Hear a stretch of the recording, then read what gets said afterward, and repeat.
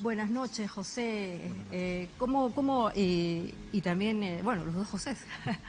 ¿Cómo hemos llegado a esta situación? Hace 20 años que estamos rodeados de otorongos, y yo hacía mención al otoronguismo porque en verdad hay en la percepción de la población un espíritu de cuerpo, que lamentablemente los congresistas corruptos se protegen entre sí, pero parece además que las reglas del Parlamento facilitan algunas cosas. ¿Esto es así o estamos equivocados? Me has hecho acordar el otorongo porque la primera vez que escucho que otorongo no come otorongo fue bajo la presidencia del ingeniero Víctor Hoyway, que en una sesión de pleno del Congreso, finalizando la década de los 90, él hizo alusión a esa frase de otorongo no come otorongo, por cuanto ya se percibía cierto proteccionismo entre los propios congresistas. Ahora, ¿cómo llegamos a este estadio, no? Es la gran pregunta. Yo creo que el tema nace desde la Constitución, que no establece ningún tipo de requisito para poder tener el cargo de congresista. Entonces tenemos ciudadanos que han sido exitosos en el aspecto económico, empresarial. Tenemos ciudadanos que han sido exitosos en los aspectos de carácter académico, pero no han sido formados para la política.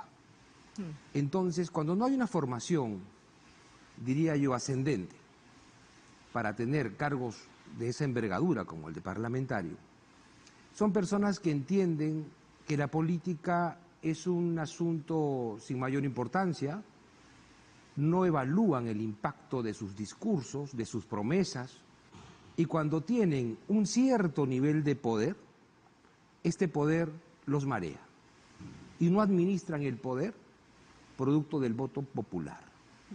¿Y eso es por qué?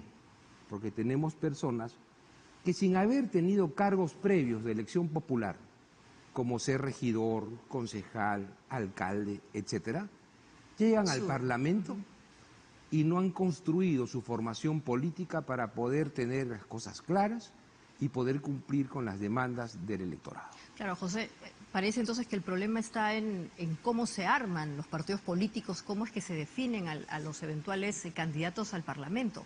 ¿Esto es así o hay otros elementos que explican la situación de, yo no voy a usar los términos que algunos colegas usan, pero digamos que delitos que son la confusión, en fin, o sea, extraer dinero de los colaboradores para beneficio propio parece que ya se ha convertido en la labor favorita y lamentablemente congresistas mujeres, las tres son mujeres, ¿no? Claro, lo que creo es que hay cosas que trascienden a la norma y pasan por un tema más social, más de principios, ética, como usted bien abría el programa, mi estimada Maite.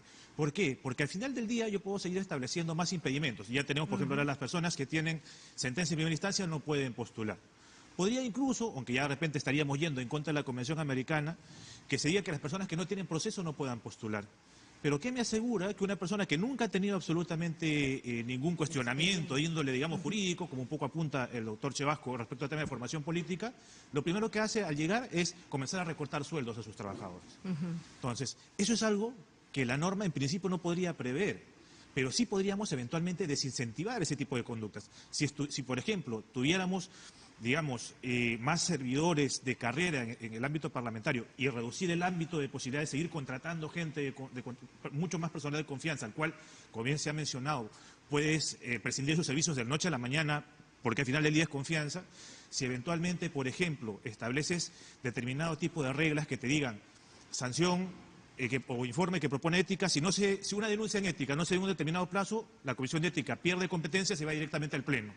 O informe de la Comisión de Ética se ve necesariamente en el Pleno inmediatamente posterior. Entonces, hay formas eventualmente de desincentivar. ¿Y estas formas son difíciles de que el Congreso las ponga a disposición para protegerse? Porque acá también hay que pensar, ¿no? El propio sistema tendría que protegerse, pero parece que terminan protegiendo a los otorongos. Entonces, al final, ¿cómo funciona desde tu haciendo un poco de experiencia? remembranza histórica en el Congreso, la Comisión de Ética es una institución que tiene 20 años recién. Justamente. Antiguamente no existía Comisión de Ética. Producido un hecho de carácter público que mellaba la imagen del Parlamento, era la mesa directiva de cada Cámara, quien en un plazo de 72 horas, 24 horas, 48 horas, proponía una sanción al Pleno del Congreso contra esos malos diputados o malos senadores. Para la retórica, el término Comisión de Ética suena bonito, ¿no? pero en realidad se ha convertido en una especie de lavadora. Ajá. Porque los procesos de investigación de carácter ético en el Parlamento, dado los procedimientos que establece el propio Código de Ética, demoran en promedio 4 meses. Imagínate. 4 meses que puede servir para muchas cosas, pero lo más importante es que en 4 meses la población empieza a percibir de que hay un tufo de proteccionismo. Entonces, cuando la justicia parlamentaria es muy lenta, ya no es justicia. Así es. Sobre todo en estas épocas, en las cuales la información viaja a una velocidad de milisegundos. Entonces, esta mala imagen que realizan algunos congresistas, lo que hacen es generar que se licúe la legitimidad, se licúe la mala imagen, y si el Congreso no toma decisiones a la velocidad con la cual esa imagen puede ser mellada, el Congreso empieza a caer más en su percepción favorable. Claro, y ahora, específicamente sobre estos casos que estamos viendo que en verdad indignan, y que dicho sea de paso no son los primeros, o sea, creo que incluso hace 20 años, y lamentablemente, como digo, son congresistas mujeres, ¿no? Aunque no se les hace flaco favor, no sé por qué se han dedicado a este tema de extraer montos de dinero a sus colaboradores para usarlos en distintos elementos. ¿No hay forma de que a los trabajadores, al margen de que está el tema de que son, digamos, funcionarios o trabajadores de confianza, generarles incentivos? ¿No se les podría dar, por ejemplo, algo similar a las colaboraciones eficaces, como para que también en el momento en que ya se va perfilando el delito, ellos tengan incentivos de colaborar?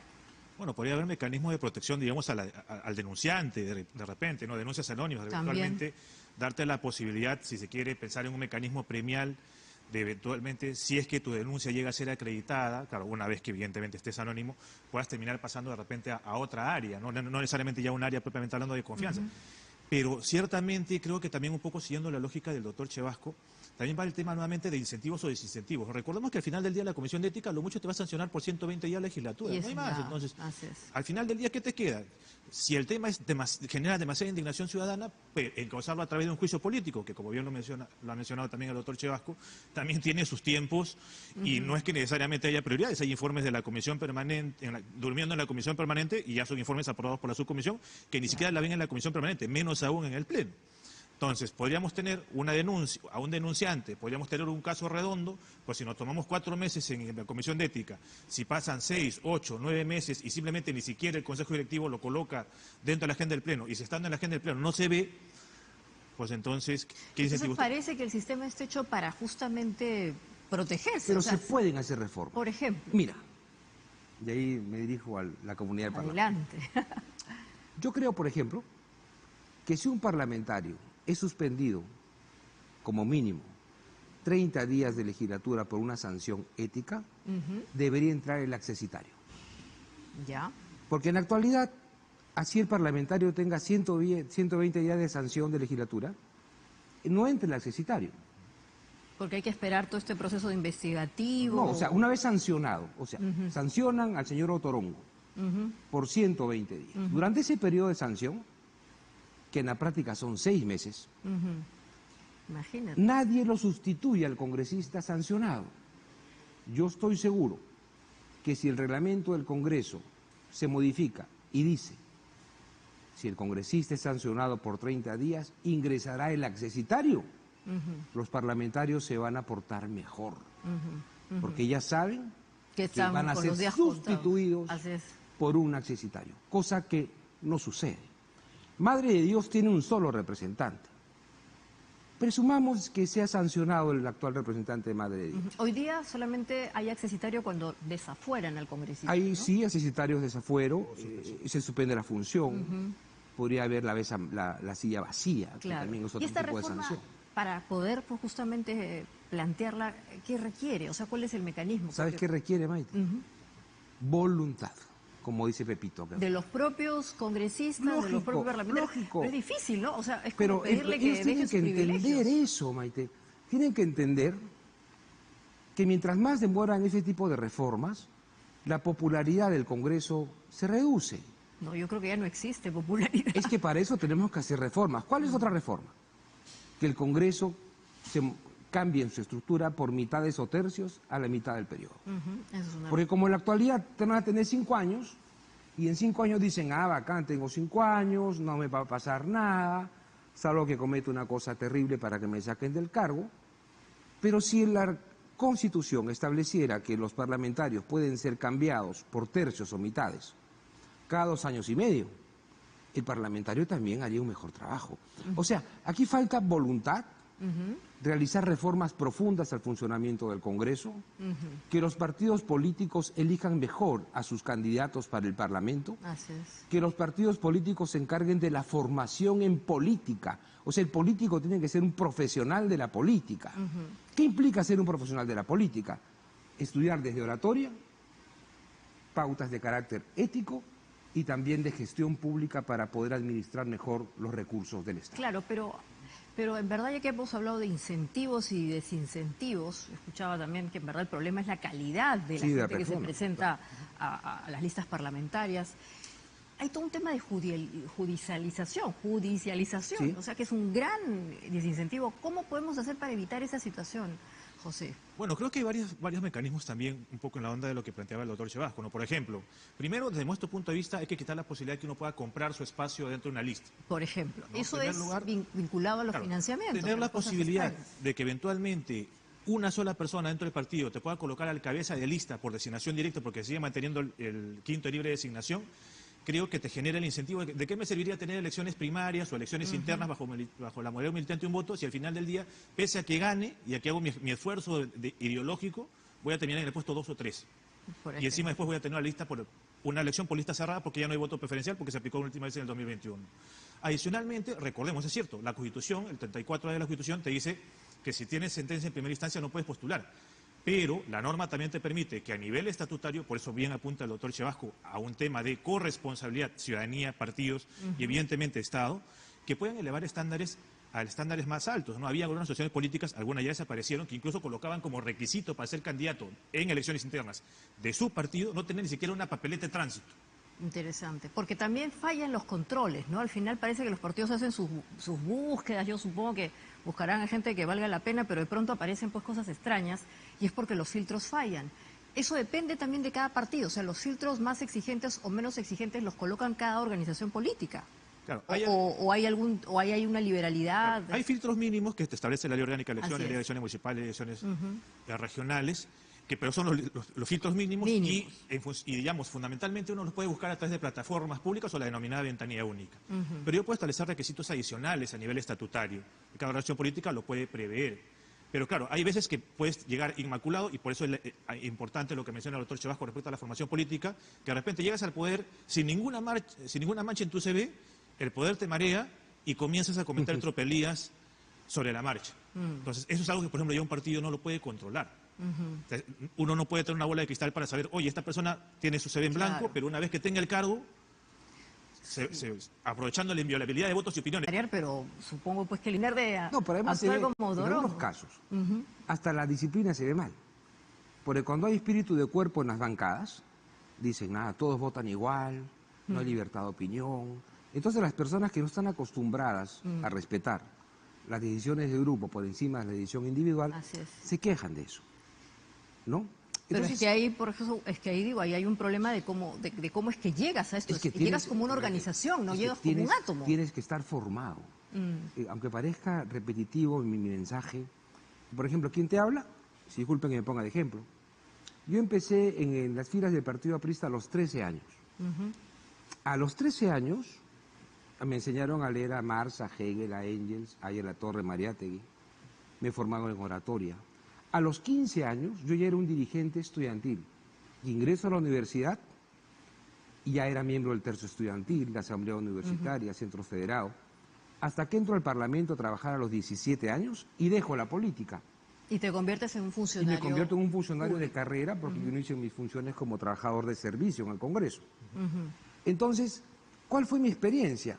Que estuve en contacto con la política y con el poder desde muy temprana edad. Cuando trabajo en el Congreso durante largos años, mi contacto con el poder era para mí de todos los días.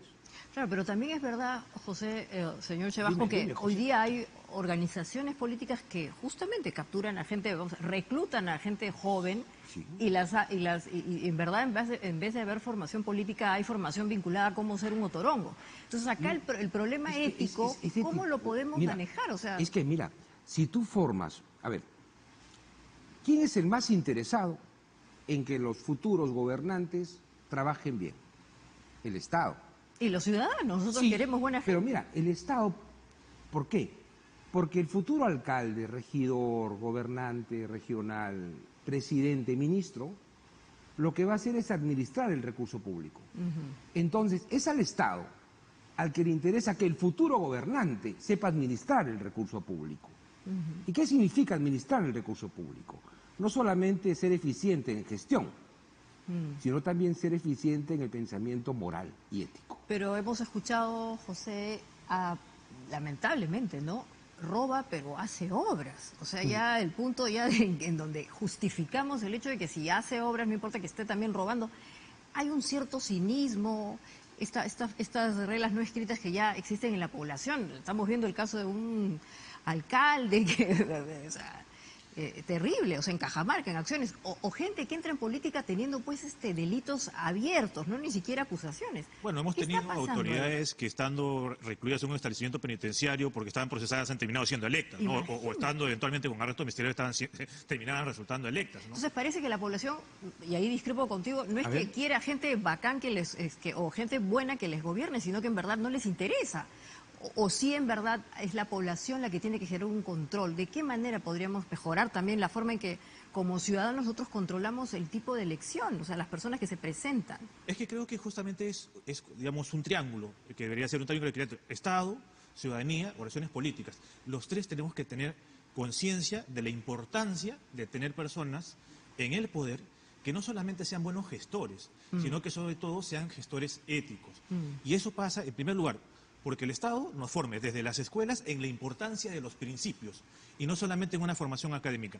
Que las oraciones políticas formen a sus cuadros y que no nos vendan solamente a la persona que, a veces suelo utilizar mucho la comparación a veces con el fútbol, que te venda más camisetas. No, esa no es la idea. La idea es que justamente que coloques al mejor, no al que juega mejor en ese momento y al mejor ejerciendo el cargo. A la persona que sea un ejemplo, un referente de autoridad y de sociedad. Ahora, tú has tocado válidamente, mi estimada Maite, un tema muy importante, ¿no? Que es el tema de supuestamente del cinismo.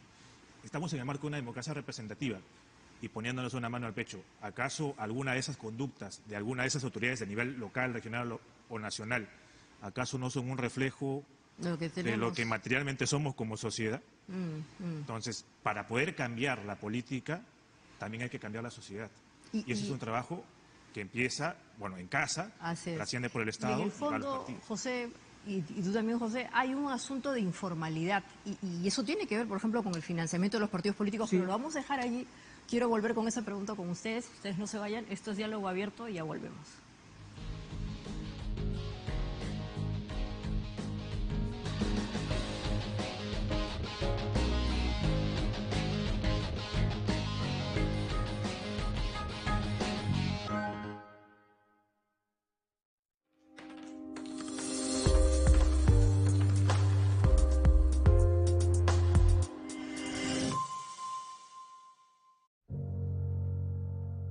En Semana Santa estuvimos presentes, llevando a cada uno de nuestros hogares las principales manifestaciones de fervor, fe y devoción desde diferentes regiones de nuestro país. Quiero que estos mensajes lleguen a todo el Perú a través de la imagen de Canal 7 TV Perú. Agradezco proclamar para el Perú la concordia, la reconciliación. TV Perú, la señal que nos une.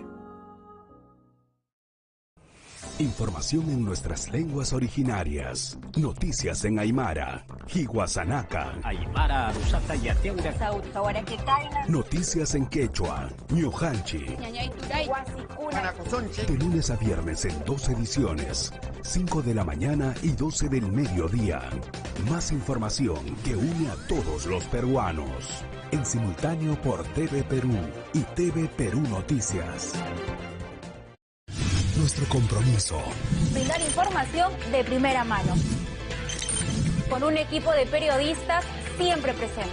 Noticias Mañana. De lunes a viernes a las 9 de la mañana. Con Carla Mendoza. Listos para informar. TV Perú Noticias. Siempre informados. Porque descubrir y conocer nuestro territorio nos acerca a nuestros orígenes. Ayosa no terorica anampite, arion kempes itakake, y yo heitante. Y nuestras lenguas son parte de nuestra historia. Añane sanorite, irota que a cotirori ayenkitsare. Acércate y conoce la diversidad cultural de nuestro Perú. Ahora, más tiempo con ustedes. Todos los sábados a las 6 de la mañana. A Xiañane, por TV Perú. La señal que nos une.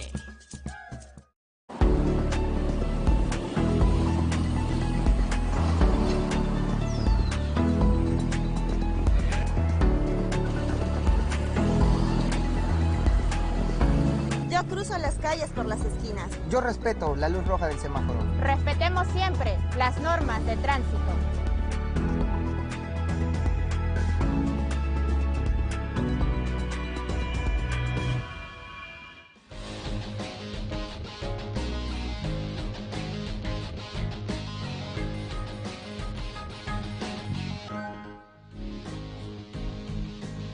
Estamos de vuelta y estamos con nuestro amigo Lotorongo. Estamos condenados a vivir con estos personajes, los peruanos. Hace 20 años que apareció esta figurita en un medio impreso y bueno, se ha convertido en parte, como digo, del imaginario popular.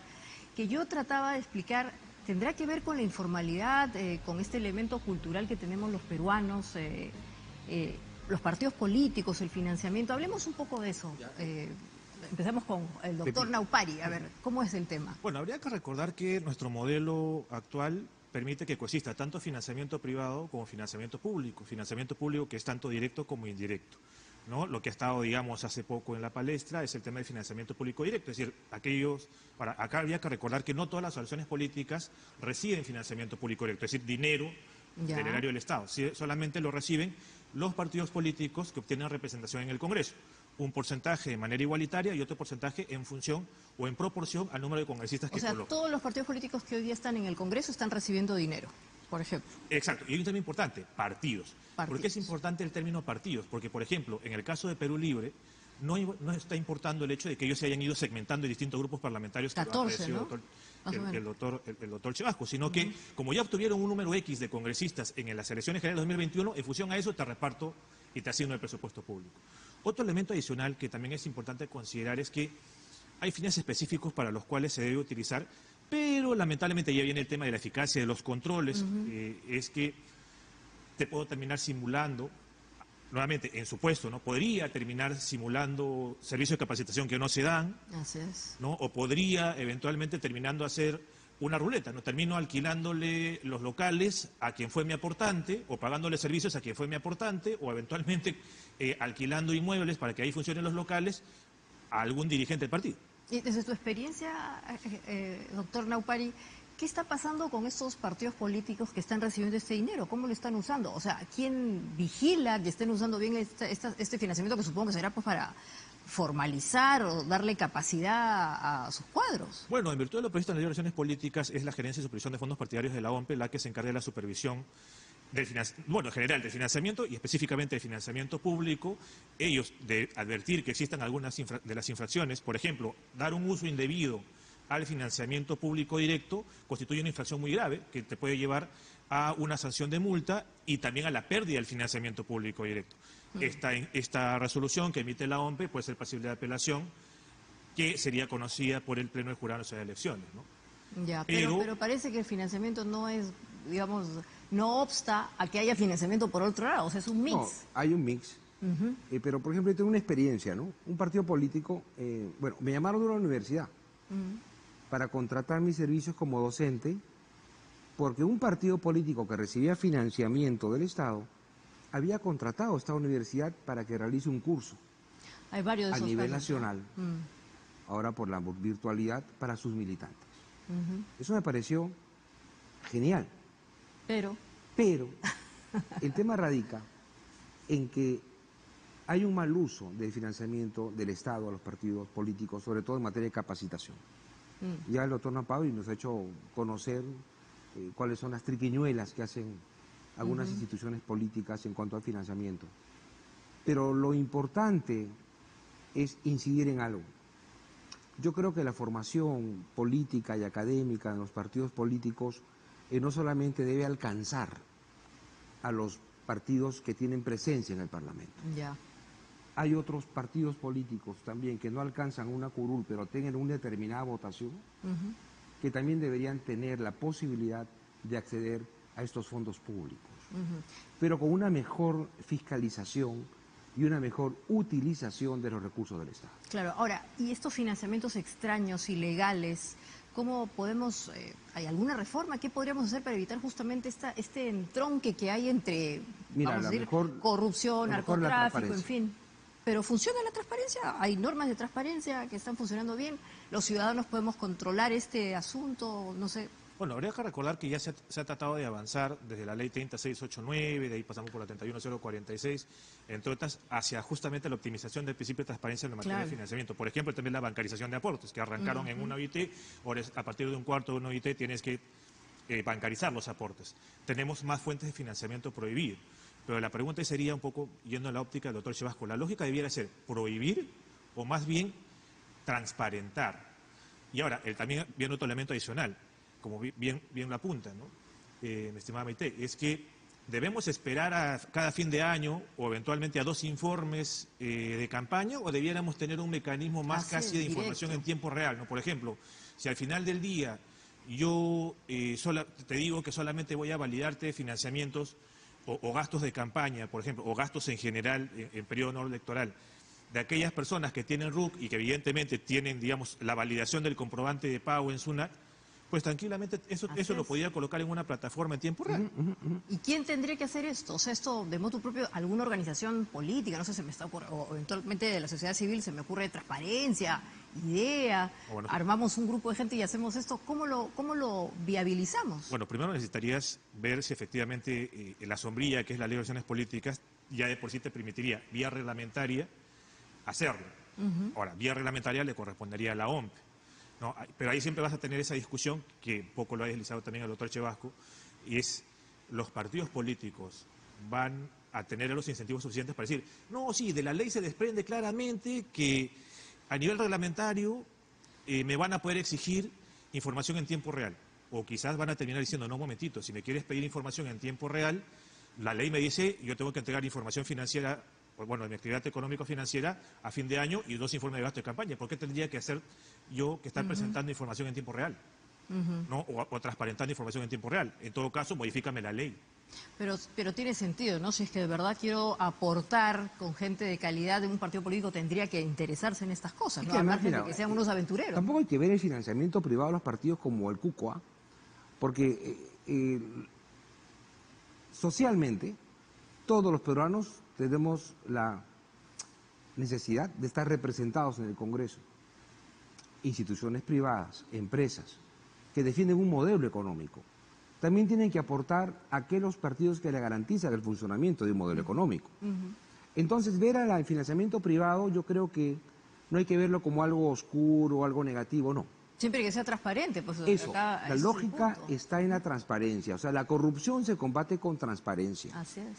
Y eso es importante porque en otras latitudes, en otros países, el financiamiento de los partidos, las instituciones privadas tienen límites, con transparencia, y las propias instituciones privadas son los que controlan el gasto de su dinero. Entonces, por ejemplo, aquí, en el Perú, los partidos políticos tienen que abrir un poco más sus fronteras. Cuando hemos participado en la escuela de gobierno, por ejemplo, de la Universidad de San Martín, en la que hemos formado parte, ¿no? ahí, ¿qué hacía el presidente García que dirigía la escuela? Nos traía cada 20 o 30 días un expresidente de algún país vecino que nos contaran las experiencias de gobierno. O sea, y había un ahorro de horarios. Porque fíjate, muchas veces los técnicos que contratan los partidos para poder capacitar a sus militantes no tienen la experiencia, más que el conocimiento, es la experiencia adquirida en actos de gobierno. Tenemos expresidentes del Congreso que lo han hecho muy bien y que no tienen un espacio donde transmitir su experiencia. Por ejemplo, el manejo de crisis política. Sí, eso es interesantísimo, señor Chevasco. Ahora, para ir cerrando... Correcto. ¿Y la bicameralidad cómo podría ayudar a mejorar el asunto parlamentario? No solamente la percepción, sino también elevar la calidad. Mira, ¿o estaría condenado a la misma situación? Mira, la suerte de lo... Mucha gente dice, ¿no? Estamos en contra de la bicameralidad porque hay muchos otorongos. Más otorongos. Más otorongos, dice. Pero, si bien es cierto, el pueblo no le gusta la bicameralidad, pero el pueblo no siempre le demanda lo que el pueblo necesita. Muchas veces, hasta en nuestros hogares, ¿no? Un niño dice, yo quiero un PlayStation. Ah, es lo que tú quieres. Pero ¿necesitas un PlayStation? Eso pasa con el país. La población tiene que entender que necesitamos ampliar la representatividad en el Parlamento. Tiene que entender que debe existir una Cámara de Diputados y un Senado de la República, pero con funciones complementarias y distintas. Claro, idealmente, doctor Naupari, ¿las dos cámaras podrían mejorar la calidad del Congreso o estamos condenados a tener más otorongos ahora esta vez? No, lo que ocurre es que en realidad creo que con las normas que hoy por hoy se dan en un Congreso unicameral, si se fuesen rígidos con la aplicación de las normas, en principio ya se podría mejorar, ¿no? Por ejemplo, seguimos teniendo que la exoneración de segunda votación debe ser la excepción, pero vemos... Terrible, 95% de proyectos son dispensados de la segunda votación. Claro, hay exoneraciones de dictámenes, ampliación de agenda por acuerdo de Junta, entonces, exoneración de plazo de publicación. Entonces, las normas están ahí. Incluso, y el doctor Chevasco, con la gran experiencia y sabiduría que lo caracteriza, que también lo ha parecido, hay requisitos ahora mucho más altos, siquiera para poder presentar y validar un proyecto de ley. Hay muchos más requisitos. Se hace. Hay requisitos mínimos que tendrían que evaluarse al momento del estudio y dictamen de los proyectos de ley. Se hace. Y las normas están ahí, en el marco de un Congreso unicameral.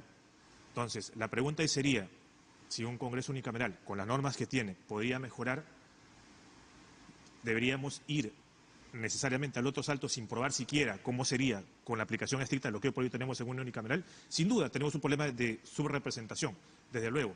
Pero ello, aunque suene impopular decirlo, debiera llevarnos a una bicameralidad o un incremento de número de congresistas, que no es lo mismo. Ajá, bueno, en verdad el tema es sumamente apasionante, los voy a invitar a otro diálogo prontamente. En verdad les agradezco muchísimo a los dos Pepes, el señor Chevasco y Naupari. No hay Pepe malo. ¿eh? No hay Pepe malo, vamos a ver. Y bueno, y nos vamos con nuestro torongo. No se vayan porque vamos a seguir hablando de este tipo de cosas complicadas que en verdad a los peruanos nos indignan, pero tratemos de entenderlas para ver también cuál es nuestra cuota de responsabilidad. Diálogo abierto, ya volvemos.